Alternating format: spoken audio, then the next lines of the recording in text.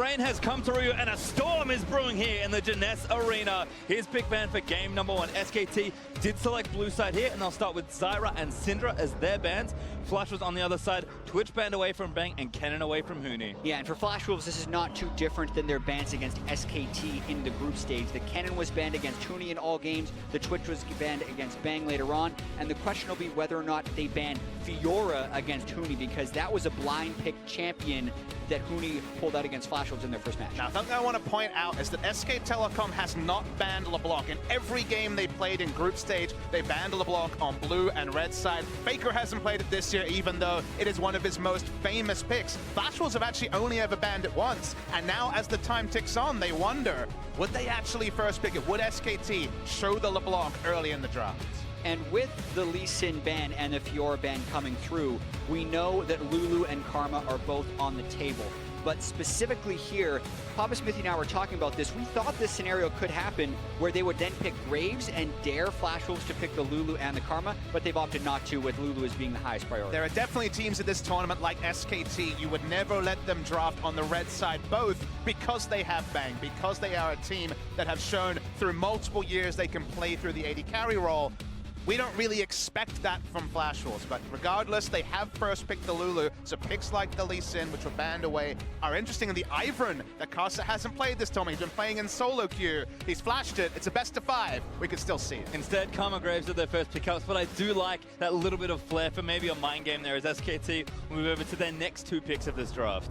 Yeah, and now with Graves and Lee Sin off, well, there you go. He does it. That's the next natural jungler. A lot of teams will put Ivern above it, and if there is a team that would do it, since SKT have the ability to carry out of any lane, the Ivern theoretically fits SKT better than it would the Flash Wolves. But it's a new SKT again.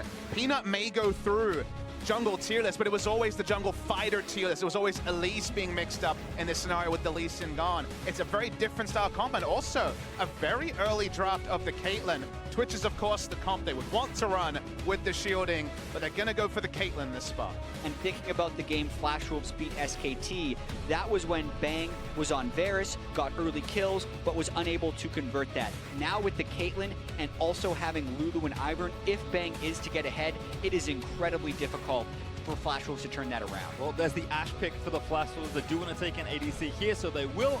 And now we'll move into our next ban phase. And the thing I love about this from SK Telecom, not just that it's very strong and it's kind of a new thing they haven't showed too much of. Faker can also play Lulu mid. It is unlikely, but the sheer flexibility this team has in draft is exactly why it's hard to play them. And my excitement is scrutinizing Peanut's Ivern, because his Ivern jungle pathing, the first time we saw it play, it was his first competitive game on it, was pretty poor, honestly. It seemed like very much a new pick for him, where he's picking up in scrims recently, so I want to see what sort of adaptations he's made, because we've seen so much Ivern and very little overlap in Ivern routes so far this tournament. I agree, and Peanut's Ivern was not very strong. With the second phase of bans coming through, you wonder how the rest of the team compositions are going to float in. What's interesting here is the fact that Fizz flex pick wasn't taken at all by Flash Wolves. They would rather not have Betty being banned out instead of having a flex pick Fizz. And amusingly, Syndra was banned on blue side, so honestly the obvious flex is into the Syndra as a blocker, or to open up Syndra like the Flash Wolves were able to do last time these two teams met. Okay, ban the Syndra, remove that possibility. Again, the tantalizing pick for me is the LeBlanc that so far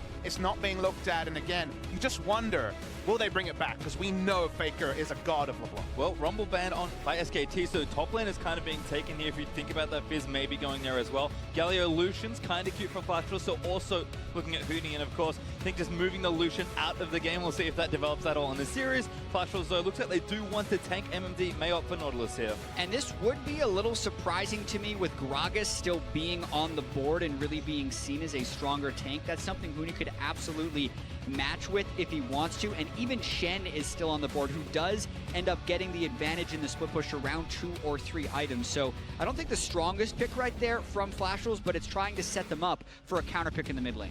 Now we get the answer on the mid lane question. It could still be the Lulu. The Orianna's still available. Yep. I haven't been convinced with a lot of the Orianna drafts we saw, especially towards the tail end, the second round robin of group stage. Sure, they have a ball carrier here definitely in the Shen, but this is a very low damage comp from the side of SKT. It's very focused on Caitlyn, even if Orianna 4,000 ELO shockwaves are possible from Faker. Well, my question was, does Maple just say, all right, the gauntlet has been thrown, LeBlanc has been left open the entire time, is he just going to take it here? To some degree it was left open, but the thing to remember, Pastry Time, is the first pick was Lulu that we've seen lane very well into LeBlanc, so it's kind of a blocker until SKT committed on a mid laner, and now it's Orianna. You do kind of have the latitude to run the LeBlanc, to try to play the 1-3-1, because late game, if these teams are all grouped up as 5, you have to favor protect the AD carry, and especially protect the bank. Yeah, SKT's team composition has so much late game insurance, but they also have pretty strong early games in both the mid and the bottom lanes. Yes, LeBlanc can get going and almost feels to randomly snowball a lot of games if she can make it into the side lanes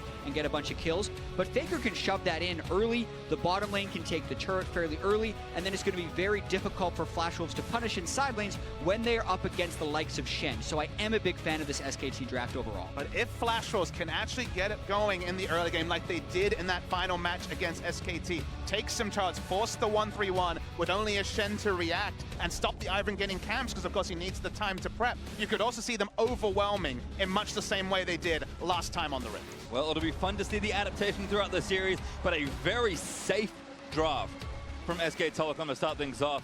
I think on the Flash Wolves side, you look at Casa, you look at Maple, the two we're always looking to go off. These are very proactive picks for them to really open up a game. So a lot of the things we thought were going to happen kind of eventuate here in the first draft. Yeah, and something that SK Telecom's team comp lacks is a surefire way of initiating. They're basically hoping that Faker can sneak in a shockwave somewhere, or that Huni can land an impressive flash taunt. This is a very common thing for SKT to do in team compositions, but if they are caught a little bit on the back foot, it is much more difficult for them to create openings.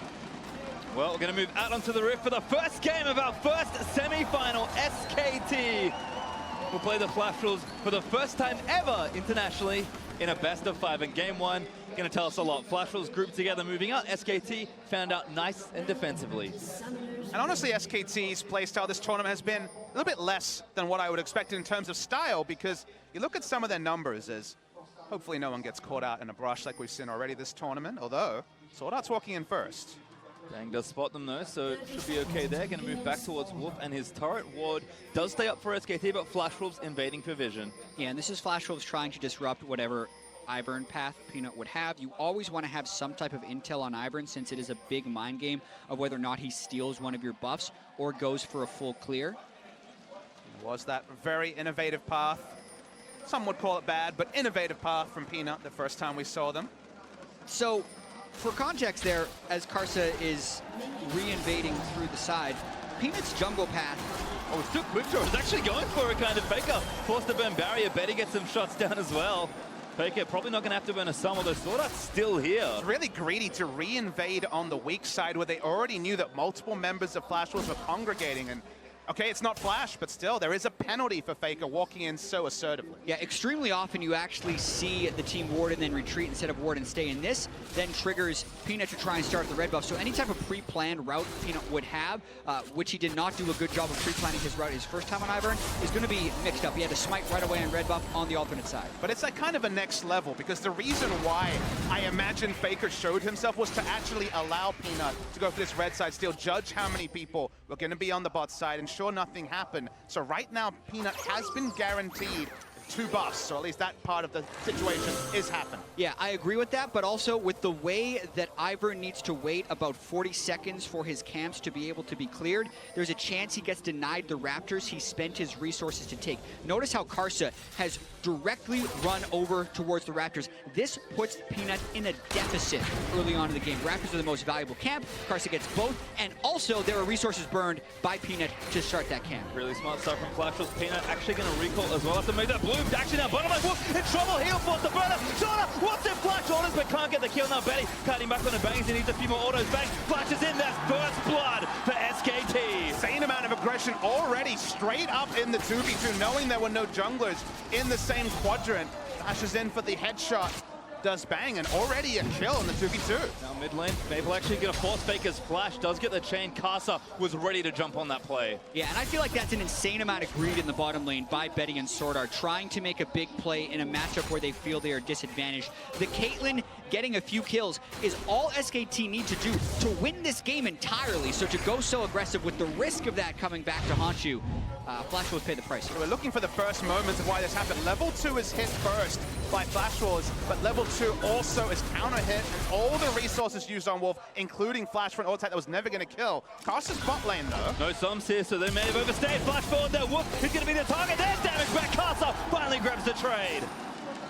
Big by Karsa, he still has that lead over Peanut as Peanut is trying to get some counter jungling, and stealing the Krugs, in my opinion, is almost never worth it. A lot of junglers avoid killing the Krugs at the start of the game because they are such a huge time investment for such a low experience gain. So Karsa, I think, extremely happy about this opening. I mean, the pathing from Karsa here has been so interesting. Enemy red into his own Raptors and then making it through the bottom side quadrant again, skipping over blue multiple times, the Wolves, the Gromp. He very much has had a purpose, and SKT overstaying with no summoners actually granted them an option to try and steady the bot lane that was looking like it could be very much SKT one-way traffic. Yeah, and Karsa wants to get his third Raptor camp of the game coming up at just after 4 minutes and 20 seconds because he knows those will be respawning in about 10 or 15 and was hoping to sneak in.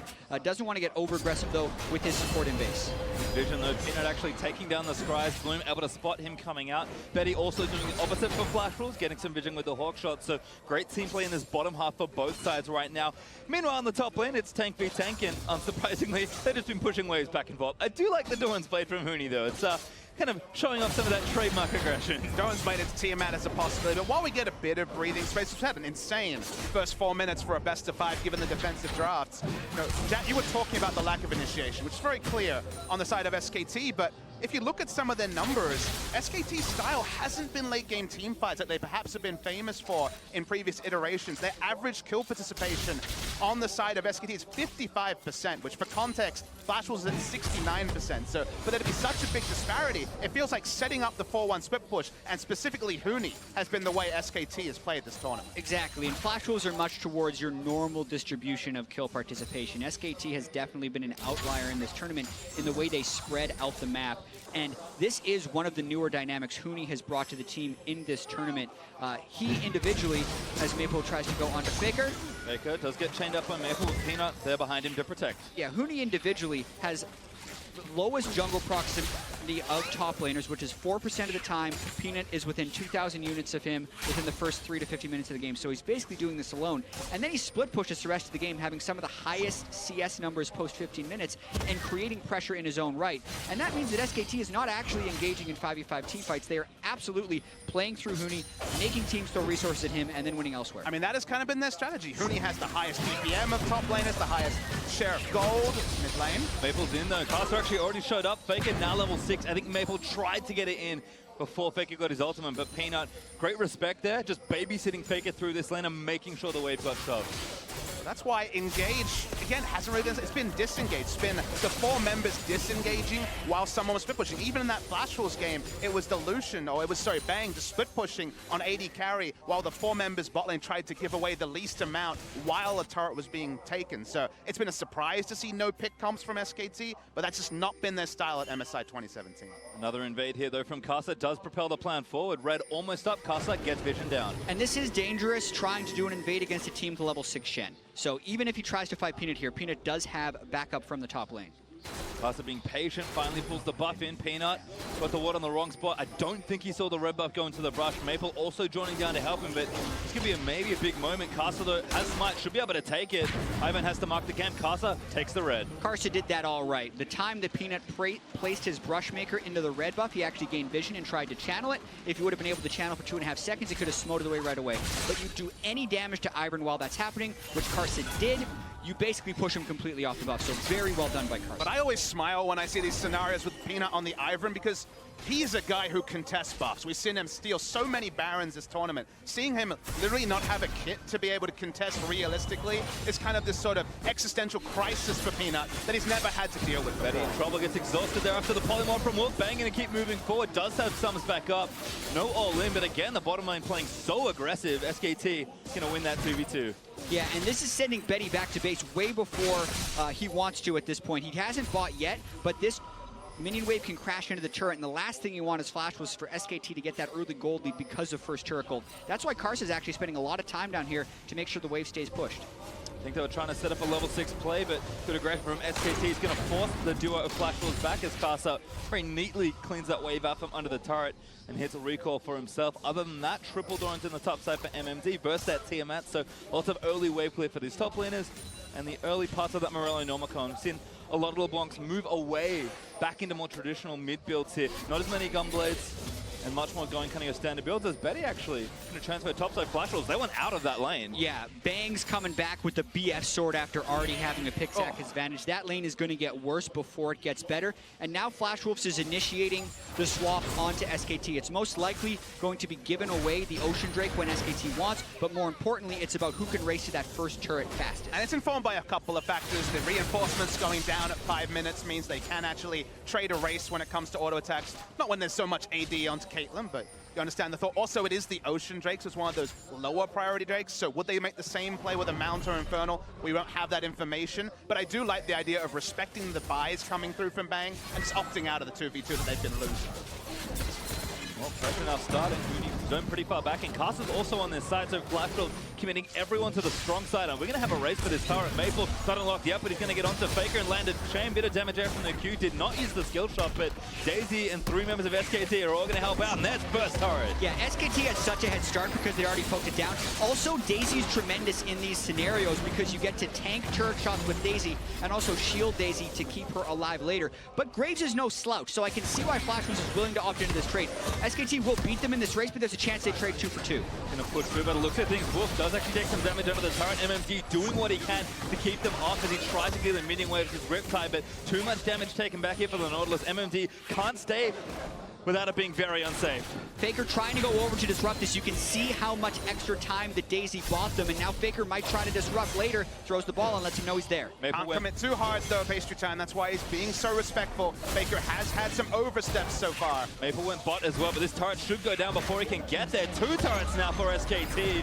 Just playing the trade a little bit better. Flash Wolves looks like they're going to stick around for at least one more wave. I mean, tempo is so hard for Flash Wolves to evaluate, with Daisy tanking up basically enough shots for entire minion wave, and also there being such a disparity in terms of AD between the two. So even with Graves doing more work, the tempo advantage for this split pushing was always there with SKT. And you can see the cost of it. They're most likely getting it on this 3rd wave through, but the time bought means Bang and Peanut are chipping away on that Ocean Drake. Yep, smite up of Peanut just in a few seconds, so it shouldn't be too difficult, and Flash Wolves aren't even close to the area to try and contest. So again, a very smart macro play by both sides with SKT, as almost always coming out on top. And it's the next level part of it. I really like what Flash Wolves did, opting out of the 2v2, but then even though SKT were being reactive, they make the right call, they make the right map call. We've seen teams kind of frustrate us with inaction or poor reads. I mean, even as far back as G2 versus SKT, the first game of the tournament, we rued how G2 got ahead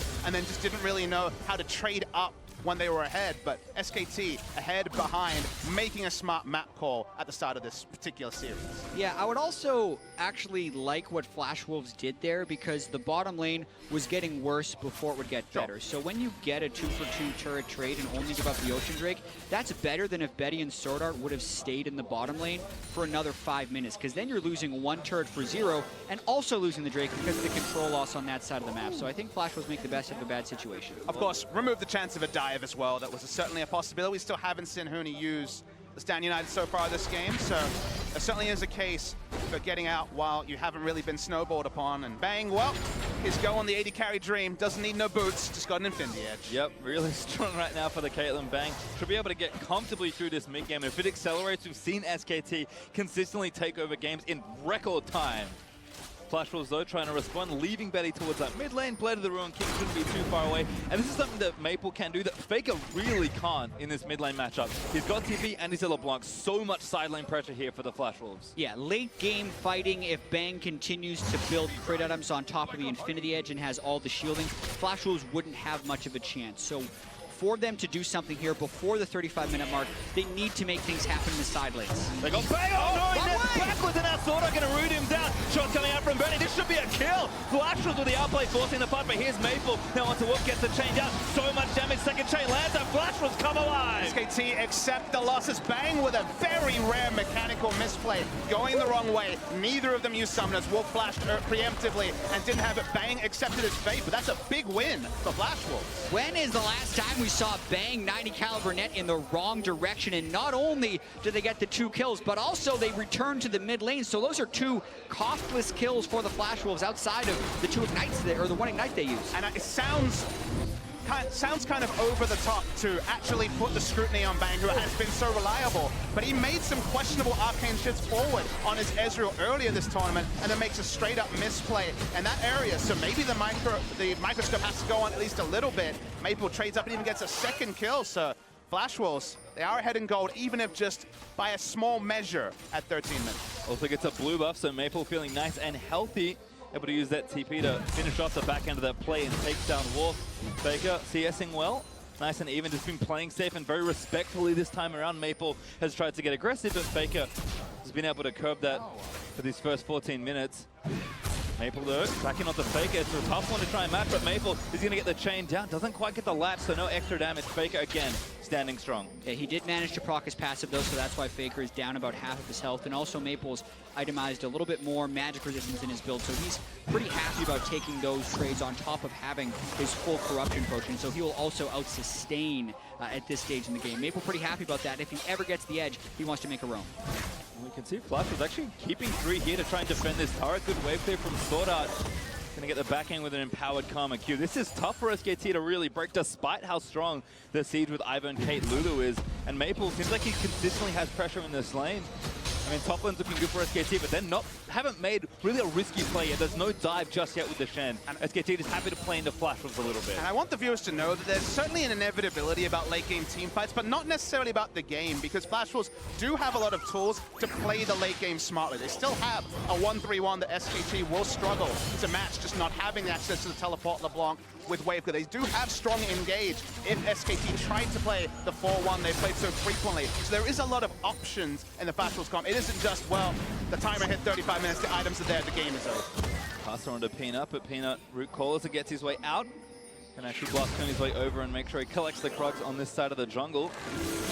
Again, Flash was just sticking to this top side for now. Maple feels like he's more than comfortable sitting in the mid lane wave clearing, but we might see a swap up as recalls come out, and all that damage Maple did was without his first major item really completed. So I think he's going to go back soon. He should have enough for Morellonomicon, and Blade of the Ruined King also being done for Betty means that Flash Wolves can start maybe playing with their lead a little bit more. Again, it's not a huge lead, but might be enough to really get something going, especially with that next Infernal coming up in a minute. Yeah, Maple sitting on 2,000 gold, so a pretty generous recall is what he's able to get off right now. Picks up the Morellonomicon, and the Drake in 1 minute is definitely what the control is going to be about. Huni's level 11, very powerful Shen Shield. The amount of anti-burst that SKT has is absolutely immense, so it requires Flash Wolves to actually get off really good initiations. Carson needs to AoE and threaten multiple people at once, otherwise SKT can even turn it around at this point.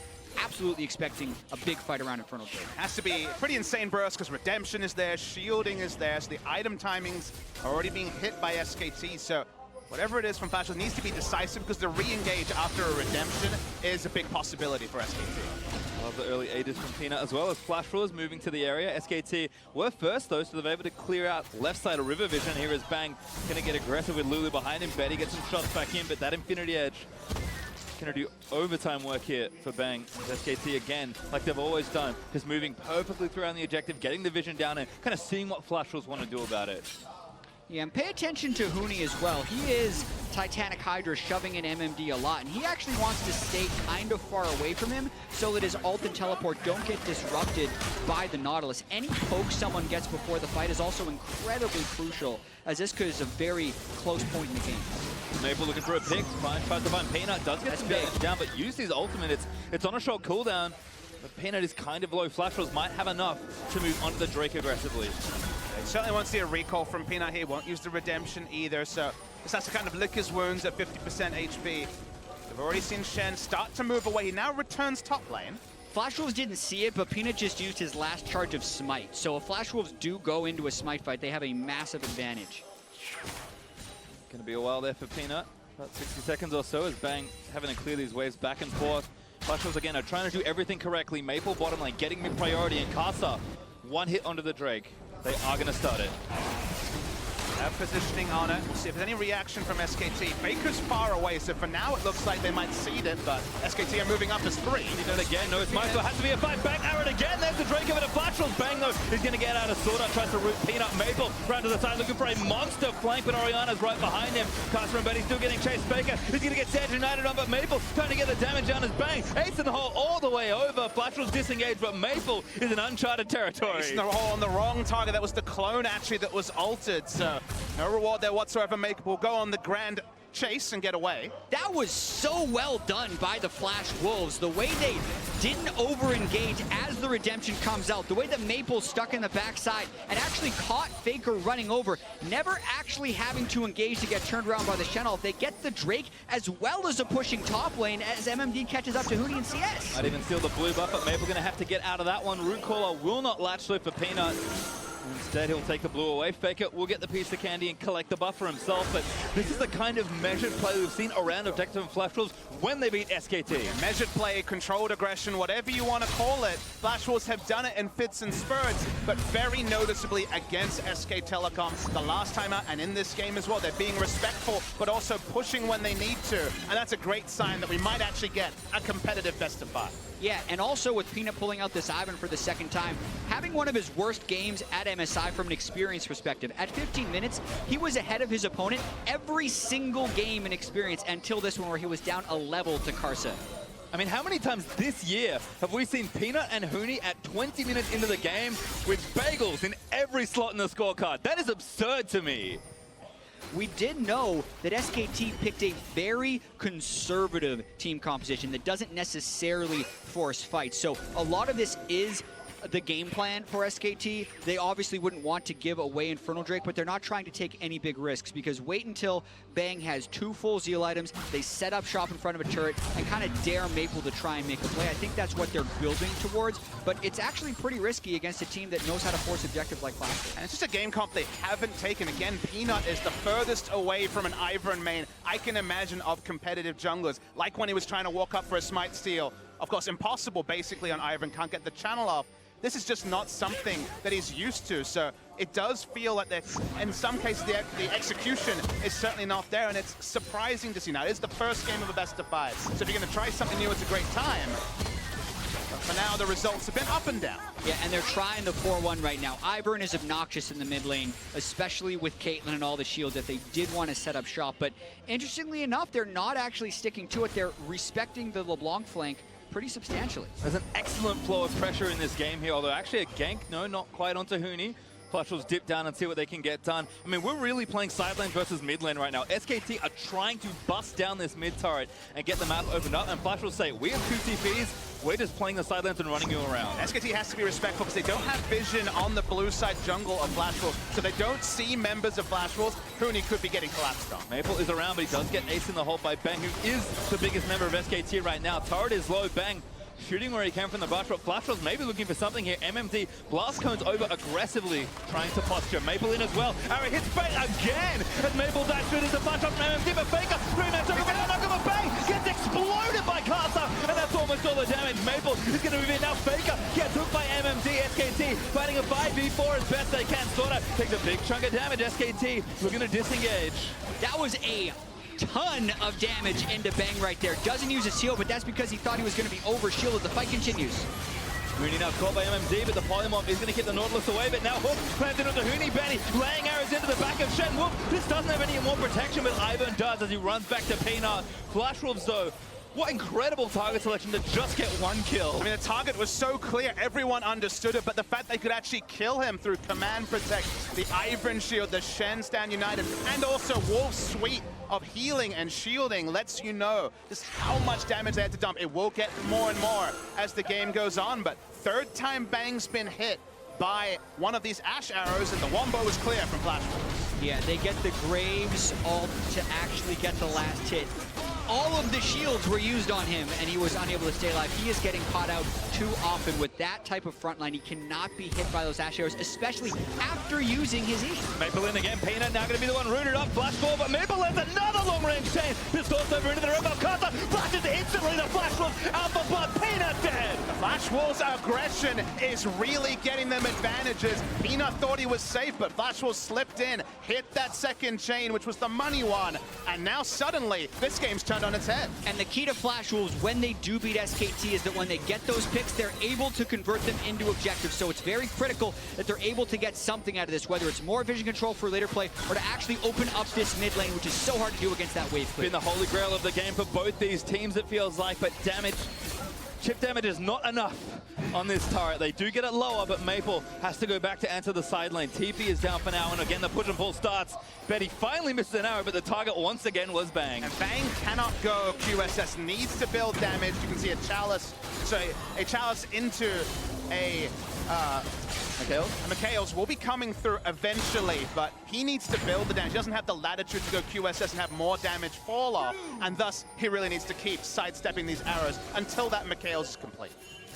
Big long lanes to play in as well. MMD has almost got the wave down to that bottom outer turret, but Huni is there to answer. Ultimate not quite up just yet, but he will have his teleport. So again, Flash Wolves need to respect all the globals on the map as it watches again. Maple, such great flanks already this game. He wasn't spotted and got the first chain. The second chain, though, was the one that really separated Maple from a lot of players. And Carson and Maple, they are the duo, and they were single-minded, and they picked up the kill on Peanut. Yeah, gaining a lot of control in that side of the jungle. Ocean Drake will be up as of now, actually, and they're still setting up the split push because they can threaten both Baron and Drake theoretically at the same time. It's all about their level of deep vision and how much they can penetrate the jungle with Maple and Betty's vision. The overall tension in this game is just insanely high. I mean, the reason that Flash Wolves can't get much more of a lead than the 2,000 gold they've now got is because the map is still so closed in the center. These mid-outer turrets are so low, and as soon as one breaks open, I think both teams can leap into action. And SKT, yes, they're behind, but you cannot fault this team at almost any stage of the game. And with this kind of comp, you can just see Bang, almost 2 items. Faker, now with 2 items. This is just getting scarier and scarier, and Flash Wolves, they're playing proactively, but that needs to keep happening. Yeah, and Bang will have to play better as this late game progresses. If they're going to have her protect the Caitlyn, he has to be in positions where they're able to protect him. It's going to be tricky right now because SKT definitely doesn't look to be firing on all cylinders or being that crazy, angry SKT we may have expected from game 1. I want to draw your attention to the fact that right now Peanut is 1,700 gold down on Ivan. Certainly a thing that can happen, but what the reality is, and one of the reasons why we only saw a single Ivan pick in Korea during the whole course of the LCK, there were a couple of bans, but only a single pick, is the big problem is when you fall behind, especially to a 1-3-1 comp, you don't get access to many jungle camps, which in a normal game are going to be shared between the jungler and the rest of the team anyway, and you can just fall further and further behind and not really be able to actually offer up much of a contest if you're Ivern. Yeah, I feel like Peanut also just not comfortable on this pick. I think Ivern has proven to be a first pickable jungler and something that can work in almost every situation at this tournament, but not when you are channeling the wrong camps at the start of the game and not getting that early advantage where Ivern generally thrives. This is the second game in a row where Peanut did not have a good early jungle path. And I think for once, SKT's incredibly high Drake priority might have actually cost them something they didn't want to give up. Flash Wolves, they trade the Ocean Drake for that mid-outer turret, and yes, their mid-outer is also very low, but I was talking about the map being opened up, MMD getting pressure down, the TPs are starting to come back up. Flash Wolves, they have a few moments in these next minutes to really bust the game wide open. The issue with SKT is they can't really force much. They don't have a comp that can force, so even if they're trading down in terms of effectiveness, as we see them actually taken out of mid lane. Bang again gets stunned up, but the arrows are there. Flash was fighting 2v3, 2v4 with Daisy in the mix as well. Flash will disengage it. Oh, could turn it back around. Faker does get the shockwave on the caster, but that's a cooldown burn as Flashes are collapsing. MMD coming in for the right-hand side. Maple looking for the flank join.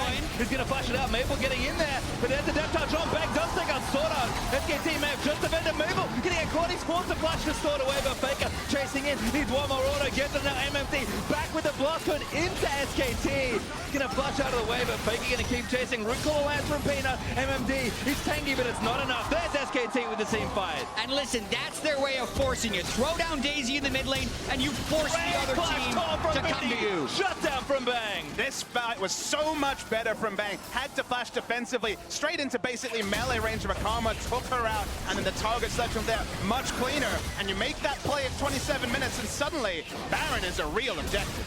Yeah, this is what we saw from the SKT draft. They needed to be able to withstand and not get starved out in vision by the Flash Wolves. Flash Wolves were hesitating for a second in the way they collapsed. They stick around a little bit too long in the mid lane and allow Bang to get out a lot of poke so that they can't all focus Bang at the same time. And now SKT in total control. We get to catch this replay. So Bang is caught in the front line, but this time the shielding is early and is effective. They get Bang up to basically full health with the redemption. You can see Nautilus is coming up. LeBlanc is coming from behind, but the formation from SKT is strong.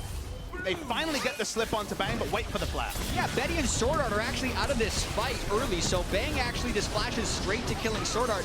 There's no damage back up there, and Maple isn't actually going to burst someone through all those shields in a 5v2 team fight. If Graves was grouped with Karma, maybe that's not a safe flash direction. Maybe he's taken out in the backline, but the fact that he could regroup with his frontline, with his shields, meant that it was just closest target, front to back action from SKT. And now, the impossibility of playing SKT is kind of here once again. It just doesn't really matter how far ahead you feel sometimes, because when this team starts winning, they just take everything off the map. And that damage tells a lot. Yeah, when Caitlyn's the biggest number, you know that SKT almost certainly won a fight. So finally Bang got through the early hiccups. It's early here, it's 3 p.m. for gamers, that can be the morning. So he's getting through some of those jitters. It's back to the Bang we thought we would see, but certainly didn't hit the rift for the first 20. Yeah, and he also goes QSS on top of having a Mikhail's from Wolf, so they can cleanse multiple CCs, assuming they don't overlap.